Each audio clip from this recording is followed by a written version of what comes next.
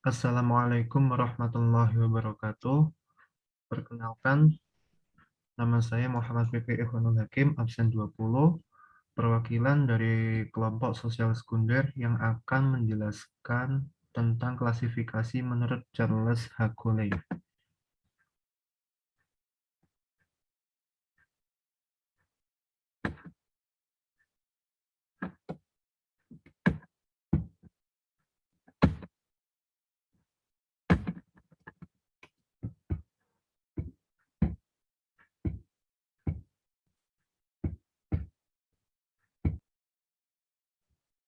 Anggota kelompok kami yaitu Ahmad Amar Afandi, Devayas Dhanendra Yudhatama Sembiring, Muhammad Fikri Ikhwanul Hakim, Muhammad Hizbullah Zaki Abidin, dan Pradana Putra Widianta.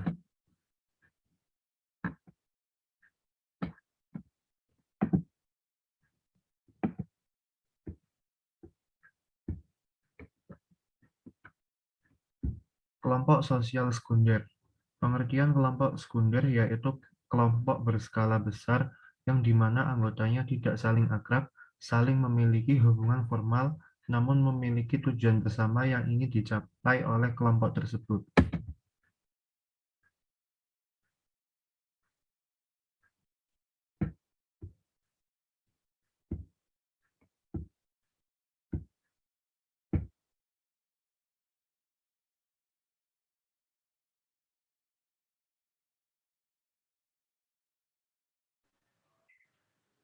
Tujuan dari kelompok sosial sekunder.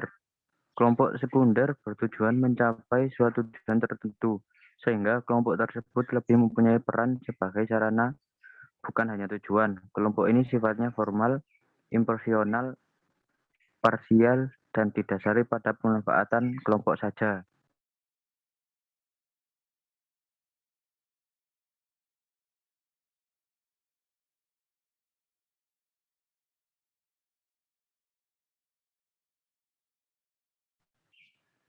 Ciri-ciri kelompok sekunder. Anggotanya banyak, bersifat rasional dan formal, ada spesialisasi yang cukup ekstrim. Kelompok ini terbentuk dari kesadaran masing-masing anggota.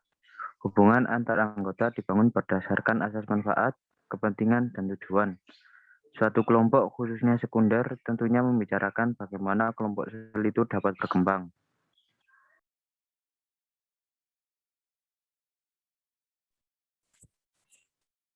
Contoh dari kelompok sosial sekunder. 1. Organisasi buruh. Organisasi buruh ini didirikan untuk memberi perlindungan, pembelaan hak, kepentingan, dan meningkatkan kesejahteraan dengan layak serta keluarganya. Kumpulan banyak orang yang mereka mempunyai tujuan sama. 2. Sekolah. Sekolah juga merupakan kelompok sekunder seperti universitas. Mereka berkumpul hanya akan kepentingan sesaat. Mungkin setelah lulus mereka berpisah, bahkan tidak akan bertemu lagi. 3. Universitas. Universitas adalah salah satu contoh kelompok sekunder di mana ada kumpulan orang banyak, tidak ada ikatan darah maupun kekeluargaan, dan memiliki tujuan yang sama dan hubungan relatif banyak saat saja.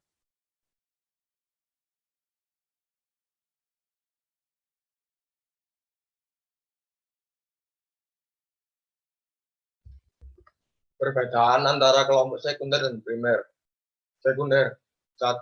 Kelompok sekunder mempunyai anggota yang relatif besar. 2. Kelompok sekunder bersifat impersonal dan formal. 3. Kelompok sekunder sedikit sekali berkomunikasi dengan tatap muka. Kelompok primer. 1. Kelompok primer mempunyai anggota relatif kecil. 2. Kelompok primer berkepribadian akrab dan informal. 3. Kelompok primer komunikasi banyak dilakukan secara langsung.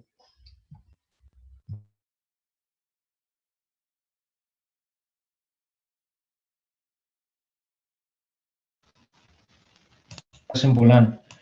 Jadi, kelompok sosial sekunder bisa diartikan sebagai sekumpulan orang-orang yang belum tentu saling mengenal, tapi bertujuan mencapai suatu tujuan tertentu sehingga kelompok tersebut lebih mempunyai peran sebagai sarana bukan hanya tujuan.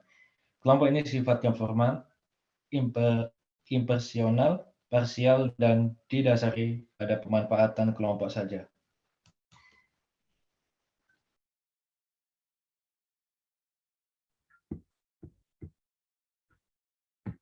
Sekian presentasi dari kami.